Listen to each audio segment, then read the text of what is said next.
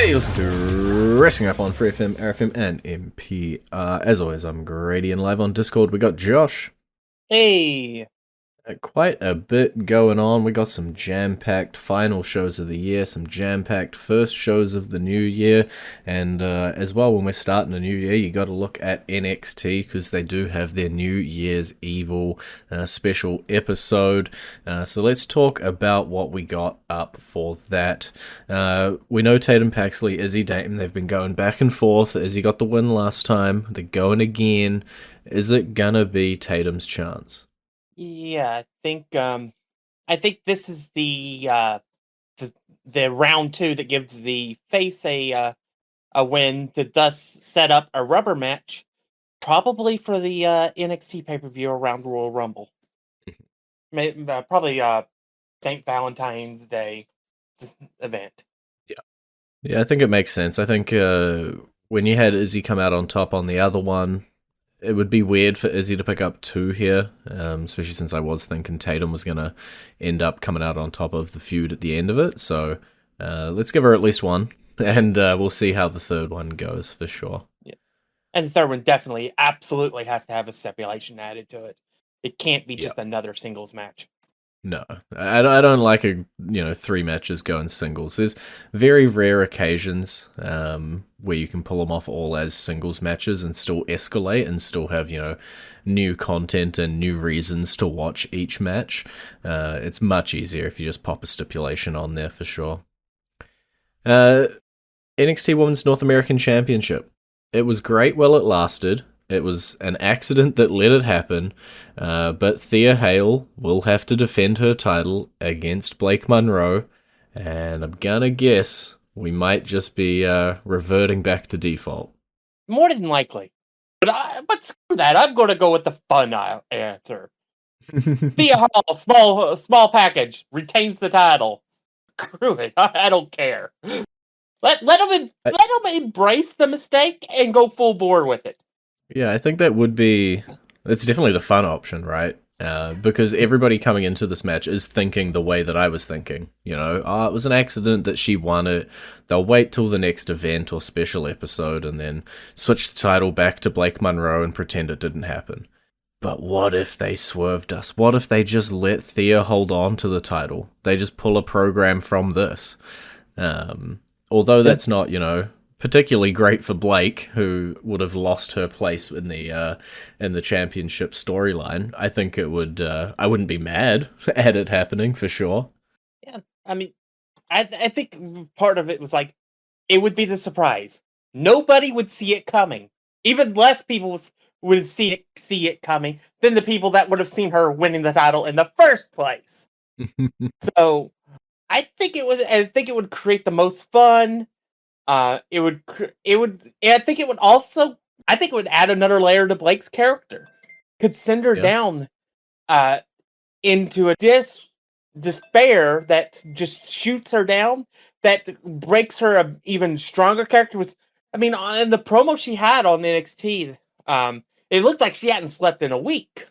And so I think it makes it where they could definitely build it, and then you could just as easily move Blake up to the next tier, and that would and then just have Thea running the mid card, uh, even if it's only is for 2 weeks. I'm so happy for Thea. I really wanted I will say this: if she does retain it, Thea's whole theme song is being played, no matter what else happens. That's entirely fair. If against all odds she can come out on top, we'll promise we'll play her theme. You mentioned about taking up one step up, the NXT Women's Championship, the top of the card for the woman, JC Jane, after recapturing said title against what we thought maybe would happen, thanks to her crew, will be defending that title against the Evolve Women's Champion, Kendall Gray, winner of the Iron Survivor match. Really, her stock is shooting up when it comes to NXT, but is it shooting up enough to capture the NXT Women's Championship? No. If she wasn't the Evolve champion, I would say she has a 15% chance. but because she has the other championship for the developmental company, no. But it should be a fun match, and I think JC will make her look like $1,000,000. But at the end of the day, it's 3 against 2. The odds are 3 are going to win. You're not wrong. I'm with you. I think it'll be a good match, but ultimately, JC Jane with the championship is what we have seen for quite a while. It took a bit to get it off her. Kendall Gray's first shot at it probably isn't going to be the one that takes her down. And switching over to the men, the NXT Championship, again, Obafemi didn't necessarily see him picking the championship up, but he had his match with Cody. Now he gets his match. Leon Slater wants that title. There's talks I see on Raw and SmackDown on the main roster. Will Oba's video packages playing, some other NXT stars potentially moving up? Does Leon Slater shock us all and pick up the NXT Championship and free Oba for the main event? No, but it would again. This is the realm of Thea. It would be fun as heck if it happened. Again, it would be TNA taking a title from NXT, something that we've been begging for to happen. But Yeah, it just doesn't feel like Leon's the right person. If Leon was going to take a title from NXT, it's not this, it's the other one. mm-hmm. It would make much more sense for him to win the North American Championship, technically he is the mid-card champion for TNA. I know they have a bunch of mid-card championships, but when you think of TNA, you think of their World Championship, and then you think of the X Division Championship. And he's the X Division champion. 100%. I think in terms of importance, for sure. And it would be a little bit weird. Their X Division champion has occasionally been their top dog, but him picking up the NXT championship, as much as I would love to see it, I just don't think is necessarily in the cards. I do think that Obafemi does need to lose that championship soon if he is going to be heading up. Who's it gonna be if most of his top challengers are also heading up to the main roster? I don't quite know, but it does open the floor for potentially some other people to step up and to move up to that main echelon who maybe had been floating around in the mid-card chunk of NXT's men's roster. Who knows? I think the answer is, well, I was going to say Javon Evans, but he's also in those talks. Mm-hmm. About being called up. I guess we could end up defaulting back to Ricky Saints because I think he's the one person on top roster that's not currently in a rumor. Yeah, I think from the segments we're seeing, it looks like Trick Williams, Joe Hendry, Javon Evans, and Obafemi either have had video packages played, have been directly referenced. In the case of Trick Williams this week on Raw, 20 minutes before we started recording, Adam Pearce talking about bringing him up to Raw. Joe Henry's been on SmackDown a whole bunch. Javon also been on Raw a whole bunch as well. That is, 4 of their top male superstars coming up. That's 4 spaces opening up for anybody, who wants to reach up and grab them. I suppose it could also fall to Miles Bourne too, as well. Yeah. I think ultimately, it'll be either Ricky Saints or Miles Bourne that probably is the next NXT champion. But who knows? Maybe we'll get surprised and maybe it'll be like I don't know.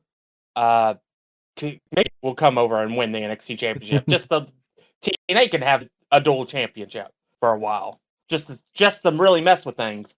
Why not?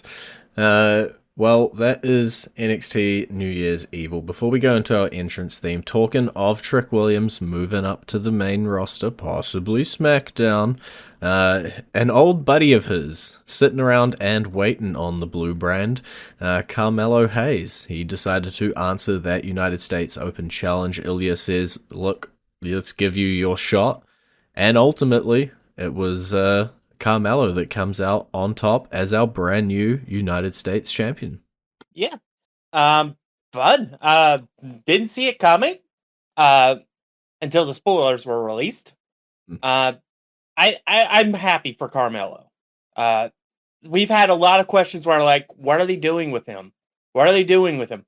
Well, they rewarded him. That's what they did with him. Yeah. He ended the year as the United States champion. He beat somebody who once upon a time brought down probably the most hated man in the company right now, Gunther.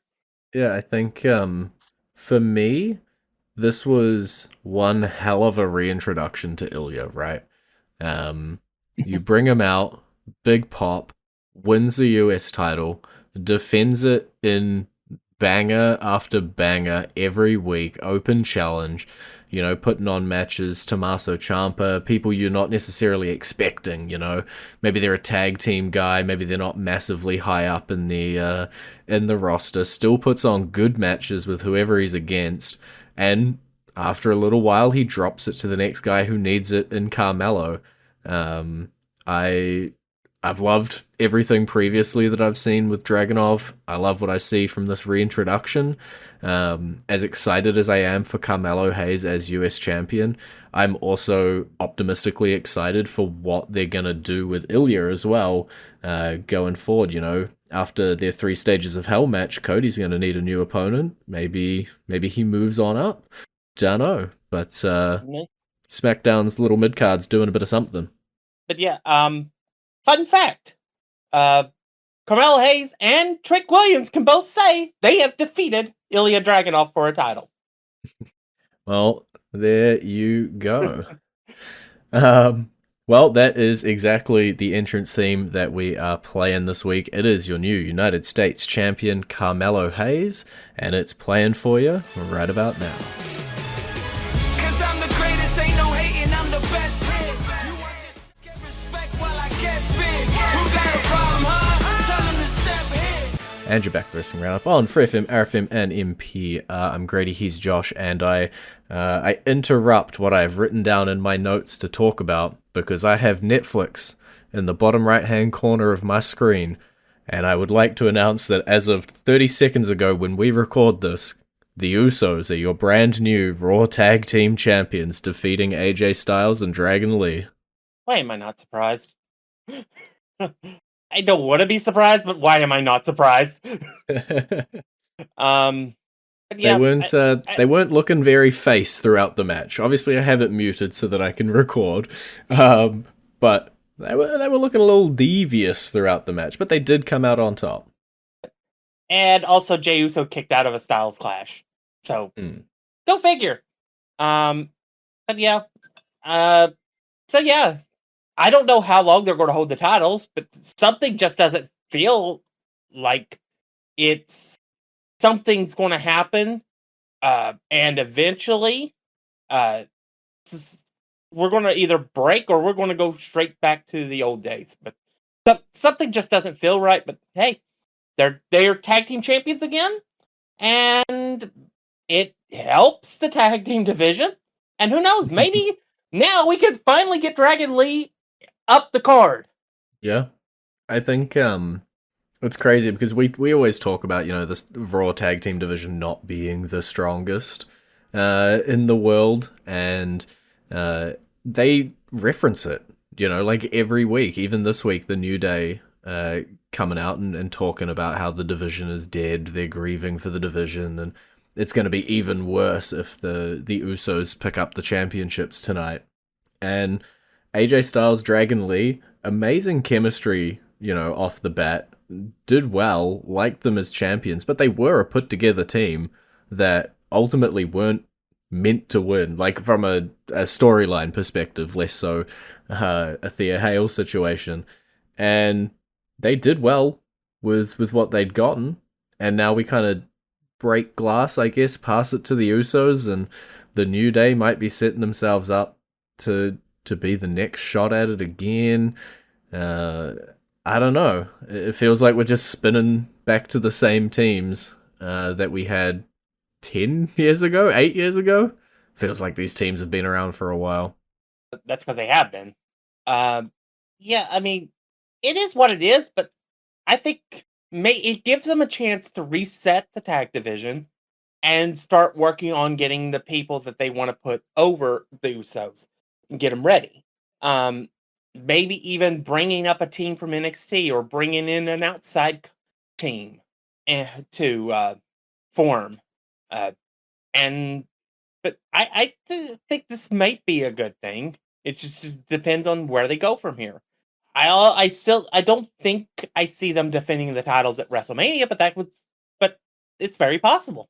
I want to look at something that happened earlier in Raw in correlation to these tag team title changes. So we had Austin Theory officially become a member of the Vision. He has a match with Rey Mysterio, and Logan Paul comes out, messes with the match, and it's Logan Paul and Austin Theory beating up on Rey Mysterio. Bang. Penta comes back out. He's back from injury. He's ready to go. Helps out his buddy Rey. What if it... Well, we couldn't have the AAA reunion because of injury with Penta. We got Rey and Rey instead. What if it's Fenix and Penta on Raw that come out and we get Penta Fenix versus the Usos, brothers v brothers? The Lucha that 3-4 years ago would have been everybody's wet dream right there. the Lucha Brothers versus the Usos, and you know what?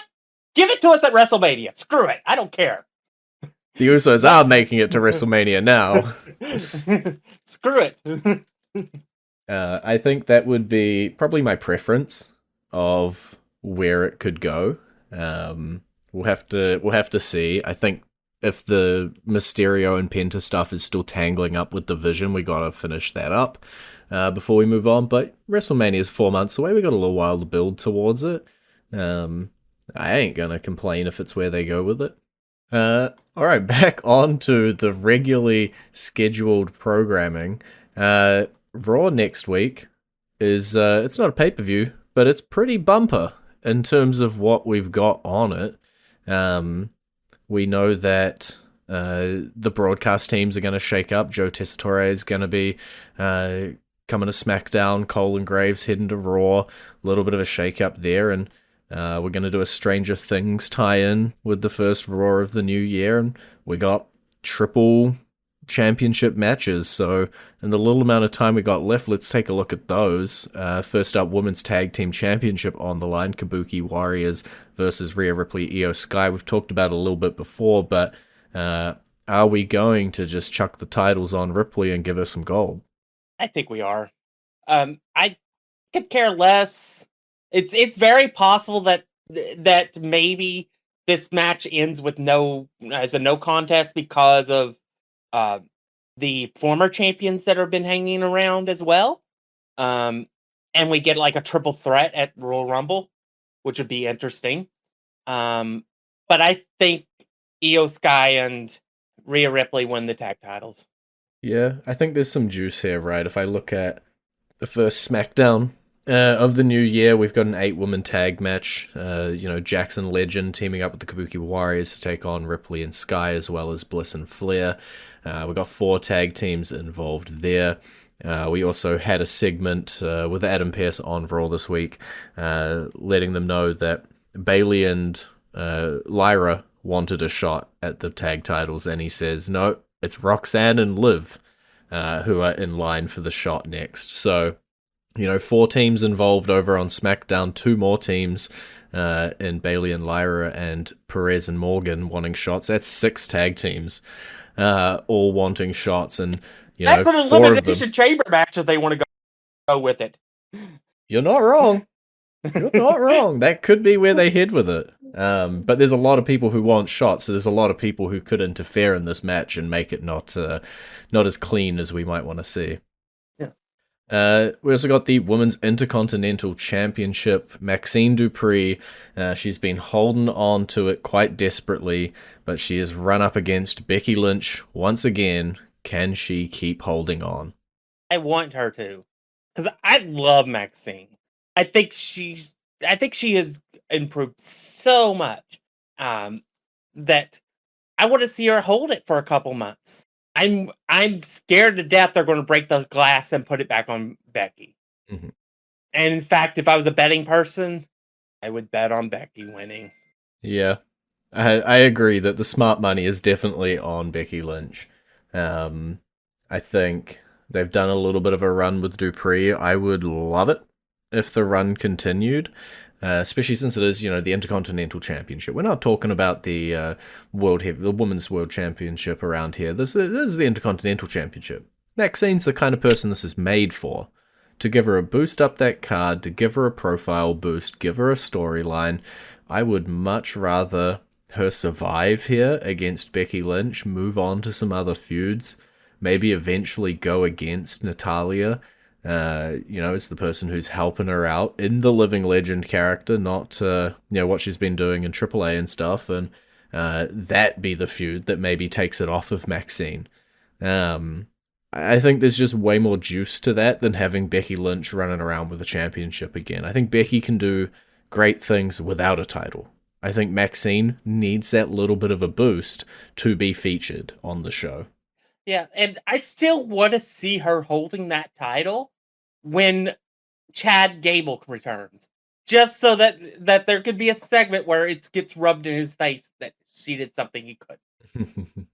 Fair enough. And then lastly, it is the World Heavyweight Championship. CM Punk, Bron Breakker, they're gonna turn the ring upside down. I tried to do a Stranger Things pun, it kind of failed.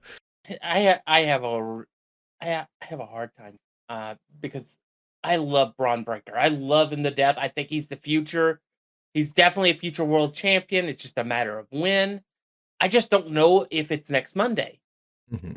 But at the same time, there is a danger with a talent like him of waiting too long to pull the trigger. And I think there's probably no better time than the first show of the year to put the title on him. Especially if, say, I don't know, maybe the plan is to have, maybe they could sprinkle this to where Punk has to enter the Rumble to get another shot at him and wins it and gets the main event WrestleMania the proper way, challenging Bron Breakker for the championship. Yeah, it's entirely possible. I don't know. I think we talked about this last week, and I was on Team Punk retaining, and I think you were on Team Bron winning. And that's not from a personal preference. I think that's just trying to figure out where we are going from here. We talked about the numbers game when it came to NXT and how 3 is greater than 2, and that probably means that JC retains. If I look here, CM Punk on his own, going up against Bron Breakker, who's got the backing of Paul Heyman, Bronson Reed, Austin Theory, Logan Paul. Ultimately, the numbers don't lie. They should be in the favor of Bron Breakker. And somehow I still just can't believe it. I want to. Yeah, you just broke out the Steiner math. I tried to twist it there at the end. Yeah, which makes me think there is a possibility that they could be a major swerve next week. What if Austin Theory was inserted into the Visionary to mess with the Vision by Punk? What if Austin turns on Braun next week and helps Punk retain? Yeah.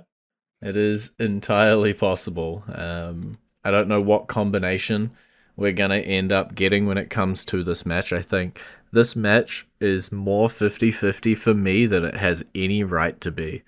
I did think this would be our WrestleMania match. I did think I'd bought into what you were selling. Bron Breakker getting that breakout performance in the Royal Rumble, winning it, going on to face Punk, and potentially outgrowing the Vision. I think there's a bit of juice still to a Breakker v Lesnar if they want to pull that off.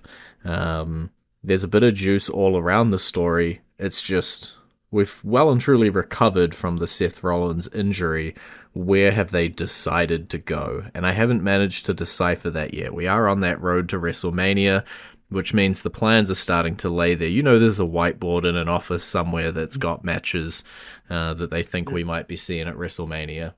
You also brought up something else that we have to think about. Seth Rollins also has to play into part in this. Yeah. What if he returns at the Rumble? I mean, we don't know exactly how long he's supposed to be gone. We just know it was serious enough he had to relinquish the title. What if everything is maybe the whiteboard has another line that goes to him to Austin Theory, because Austin Theory originally debuted on the main roster in a group for Seth Rollins. Where What does if that's his part of it? allegiances lay? Yeah. So, yeah, I mean, there's just so many questions. I think that's might be the most fun part, is usually we are like, okay, this is probably where they're going. This is probably where they're going. How do we get there? With the World Heavyweight Championship, we have no earthly clue because there are so many pieces in play. Yeah. And we'll have to see how it all plays out. But that is all the time we have for this week. It's been great talking to you. Maybe. You can visit our Facebook page, facebook.com/wrestlingrndup, our Twitter page, twitter.com/wrestlingrndup, or our YouTube page, youtube.com/wrestlingrndup. And we will catch you next week. The prize right in front of my eyes, taking up the sky's the limit, got no time.